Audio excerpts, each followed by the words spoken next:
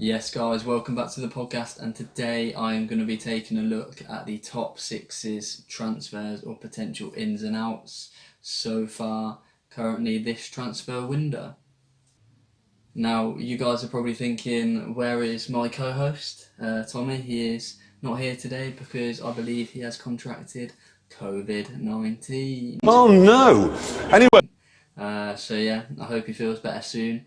But today it is just going to be with myself. So if you guys were wondering where he is, then there you go. That's your answer. So sorry about that, but for today it's just myself. And also, before I continue, if you didn't tune into the last video we did, basically we had two giveaway options. One of them was if we hit 200 subscribers, then we would give away a football of our choice to a subscriber within that 200. And then the second one was the like target on last video. I think if it hit 35 likes, that we would give away a football shirt. So if you haven't checked out the last video, make sure that you go and do that. But anyway, kicking it off today, first team within the traditional top 6. I will also add Leicester in there, so it's going to be a 7, just so, because Leicester are a top 6 team now, but this is a traditional top 6 as well, if that makes sense. So we're going to kick it off with Arsenal. Obviously lucky to get in here, but the traditional top 6. So potential outs, we've got David Luiz, who has left the club on a free, and then we've got Matteo Guendouzi, who has left the club, I believe, on a permanent transfer, I want to say. I think I saw the other day. With Guendouzi, he's got talent, but is he worth the trouble to keep him around the club, especially thinking about what Arsenal need right now? They need leaders, quality and experience. I don't think he fits the bill at all, so I think that's a wise move there from Arsenal. And then potential ins is Ben White. Obviously they've done 2 or 3 bids now, and one of them was £50 million, according to some sources. So we'll see if that goes through. Good young player, but again you're probably paying a little bit of a premium for the English quota, but exceptional defender. He's done really well in the England team, and unlucky not to make his debut. So then we're also going to move on to Manuel Locatelli. Had a very good Euros of Italy, doing really well. I think if he moved to Arsenal, be a really good move for everyone involved. So we'll see if that comes off. So then team number 2, we're going to go on to Chelsea. So Chelsea have released Billy Gilmour to Norwich, which I think is really good, again, for everyone involved. Norwich get a quality player, Gilmour gets minutes under his belt, and I expect him to do really well there. So then we're going to move on to Olivier Giroud. £2 million AC Milan have just signed him for, I think, according to Fazio Romano, who is a reliable source, as we all know. So yeah, I think really good move. Chelsea have backup in that option, so that won't faze them, I don't think. And then the potential ins, Hakimi, they did miss out on, just moved to PSG for 70 mil, which is a shame, so I would have liked to have seen him in the Prem.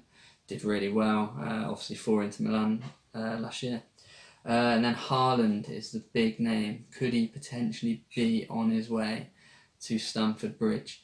If they sign him, they can be, again, extremely good. With the squad they've got, manager and Tuchel, top 3 in the world.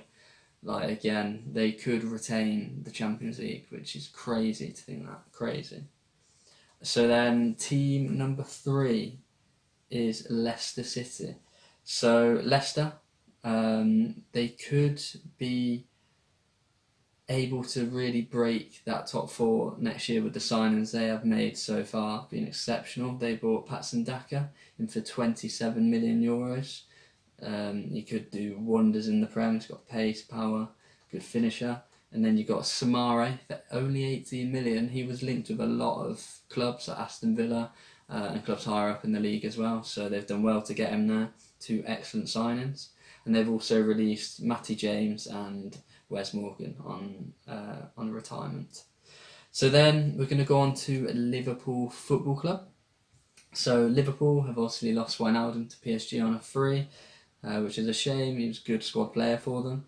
However, I have seen they're interested in Renato Sanchez. Obviously, didn't do well in his time at Swansea, but for me, he's a completely different player now. If they have to sign him, he'd be perfect for the Jurgen Klopp pressing system. So we'll see if that one comes over the line. And then they have obviously signed Canate, solid 36 million buyout, solid player. I believe he's going to start next to Van Dijk next year. It's going to be good. And then obviously Kabak has gone back to Schalke from his loan deal. So then we're going to move on to Man City. So Man City have released Aguero, Eric Garcia. So two, fairly big players for them there that they've missed. They will have to try and replace them. And obviously everyone knows they're looking at Jack Grealish, who I don't think they're going to be able to sign. I do believe they have the money, but they won't be able to spend it, and they have to use the priority of their money on a striker such as Harry Kane, who they've been linked with. I'm not sure if they'll be able to get Harry Kane over the line, but if they do, then fair play to them. The Premier League, it's going to be scary when you play Man City, put it that way. So yeah, I think for me, Grealish no, Kane possibly. So then Man United, they have released Romero, and then they have brought in, so far it's been very solid for them, Tom Heaton, Jadon Sancho, big move, finally got over the line after about 3 years. He's going to be exceptional, I think, for them. He's probably going to take the number 7 shirt, so we'll see, but I think he's going to do bits. And then, for me, if Man United sign Varane and Camavinga, who they've both been linked to, they've already got Sancho through the door. For me, they could well win that Premier League next year. If you partner Maguire with Varane, that's going to be insane, and really difficult to break down. Huge, colossal. Maguire gets covered with Varane's pace. So Man United could be on to win the Premier next year. Let me know what you think of that in the comments. But for me, that's what I truly believe could happen if they get them over the line. So then we're going to go on to Tottenham Hotspur. So Tottenham Hotspur, obviously Kane could be on his way out. We'll see with that. Gareth Bale's gone back from his loan. Danny Rose was left on a free to Watford, and then Jan Foyth has gone to Villarreal. So they will have to replace those players because there's a few squad players gone there.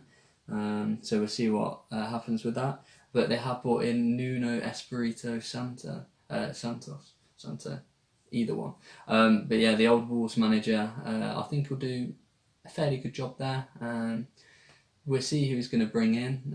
Hopefully not any more Portuguese players to the Prem, but we'll see who he decides to bring in. But obviously their ins have been a bit quiet because they've just been focusing on getting a manager in. So they had a bit of a tricky time doing that, didn't they? So we'll see what happens with Tottenham on the ins. But yeah, so far I think they're all set for busy summers. They're all looking promising. And I think for me, Man United and Liverpool so far have done the best business, and Man City could pull off some mega moves. So stay tuned to see what will happen with that in the future. But for now, guys, thank you very much for watching. Do leave a like and subscribe for more, and don't forget about the giveaway mentioned at the start. And I'll see you guys next time.